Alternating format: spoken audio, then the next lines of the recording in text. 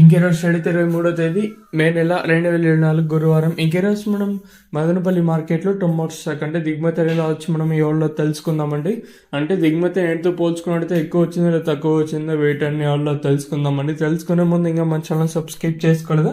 ఇంకెందుకు ఆలస్యం, please like plus subscribe చేసుకోండి. ఇంకా సబ్స్క్రైబ్ చేసుకోకుండా మనమైతే ఇంకా జస్ట్ 200 మంది సబ్స్క్రైబర్స్ అయితే కావాలి. సో ఇంకా సబ్స్క్రైబ్ చేసుకోకుండా వీడియోని లైక్ చేయకుండా చూస్తుంటే వెంటనే లైక్ ప్లస్ సబ్స్క్రైబ్ చేసుకోండి. ఇంకా విషయానికి వస్తే మదనపల్లి మార్కెట్లో సుమారుగా 31, 32, 33 అయితే ప్రస్తుతానికి అయితే అన్ని మండీలకు రావటం లేదు, కానీ కేవలం కొన్ని మండీలకు మాత్రమే దిగుమతులు అయితే వస్తున్నాయి.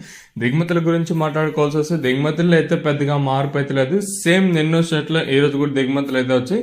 ఈవెన్ జీపీఆర్ మండీ లైన్ మొత్తం చూసుకున్నా సేమ్ నిన్నో స్టేట్లో దిగుమతులు అయితే వచ్చాయి. అలాగే టీవీఎస్ మండీ లైన్ మొత్తం చూసుకున్నా సేమ్ నిన్నో స్టేట్లో దిగుమతులు అయితే వచ్చాయి. కొన్ని మండీలకి కొంచెం అటు ఇటుగా వచ్చినా కూడా మిగతా మండీలకి సేమ్ నిన్నో స్టేట్లో దిగుమతులు అయితే వచ్చాయి.